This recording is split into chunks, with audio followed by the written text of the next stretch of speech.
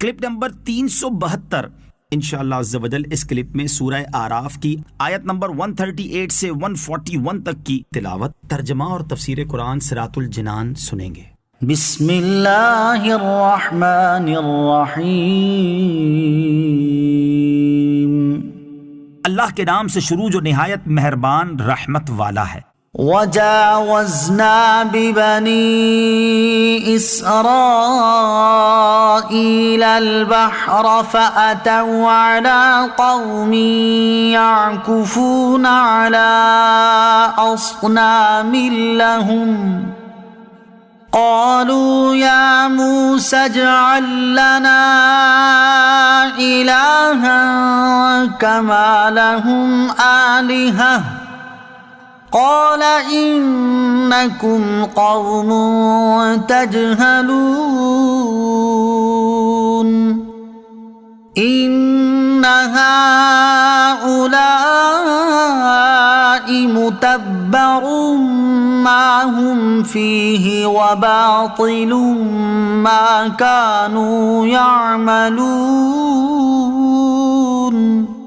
ترجمہ، اور ہم نے بنی اسرائیل کو دریا سے پار کر دیا تو ان کا گزر ایک ایسی قوم کے پاس سے ہوا جو اپنے بتوں کے آگے جم کر بیٹھے ہوئے تھے۔ بنی اسرائیل نے کہا، اے موسیٰ، ہمارے لیے بھی ایسا ہی ایک معبود بنا دو جیسے ان کے لیے کئی معبود ہیں۔ موسیٰ نے فرمایا، تم یقیناً جاہل لوگ ہو، بے شک یہ لوگ جس کام میں پڑے ہوئے ہیں وہ سب برباد ہونے والا ہے، اور جو کچھ یہ کر رہے ہیں وہ سب باطل ہے۔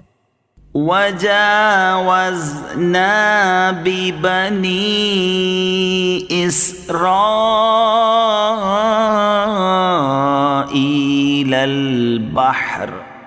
اور ہم نے بنی اسرائیل کو دریا سے پار کر دیا۔ اس آیت سے اللہ تعالیٰ نے بنی اسرائیل سے نعمت کی جو ناشکریاں ہوئیں اور جن برے افعال میں وہ مبتلا ہوئے ان کا اور دیگر واقعات کا بیان شروع فرمایا، اور اس سے مقصود نبی اکرم علیہ الصلوۃ والسلام کو تسلی دینا اور آپ کی امت کو نصیحت کرنا ہے کہ وہ کسی حال میں بھی اپنے نفس کے محاسبے سے غافل نہ ہوں اور اپنے احوال میں غور و فکر کرتے رہیں۔ آیت کا خلاصہ یہ ہے کہ 10ویں محرم کے دن فرعون اور اس کی قوم کو غرق کرنے کے بعد اللہ تعالیٰ نے بنی اسرائیل کو دریا سے پار کر دیا تو ان کا گزر ایک ایسی قوم کے پاس سے ہوا جو اپنے بتوں کے آگے جم کر بیٹھے ہوئے تھے اور ان کی عبادت کرتے تھے۔ ابن جریج نے کہا، یہ بت گائے کی شکل کے تھے۔ یہاں سے بنی اسرائیل کے دل میں بچھڑا پوجنے کا شوق پیدا ہوا، جس کا نتیجہ بعد میں گائے پرستی کی شکل میں نمودار ہوا۔ ان کو دیکھ کر بنی اسرائیل نے حضرت موسیٰ علیہ السلام سے کہا، اے موسیٰ، جس طرح ان کے لیے کئی معبود ہیں جن کی یہ عبادت اور تعظیم کرتے ہیں، ہمارے لیے بھی ایسا ہی ایک معبود بنا دو تاکہ ہم بھی اس کی عبادت کریں اور تعظیم بجا لائیں۔ حضرت موسیٰ علیہ السلام نے ان کے مطالبے کو رد کرتے ہوئے فرمایا،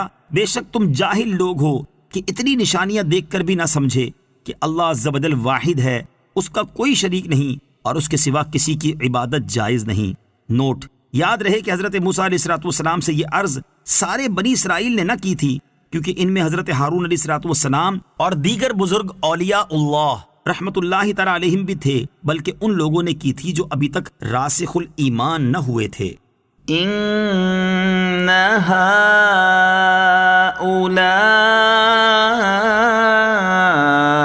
هَؤُلَاء، بے شک یہ لوگ، یعنی ان قریب یہ بت پرست اور ان کے بت ہمارے ہاتھوں ہلاک کیے جائیں گے، جبکہ تم بت پرست نہیں بلکہ بت شکن ہو۔ اس پہ غیب کی خبر ہے اور بعد میں وہی ہوا جو حضرت موسیٰ علیہ السلام نے فرمایا تھا۔ قال أغير الله أبغيكم إلها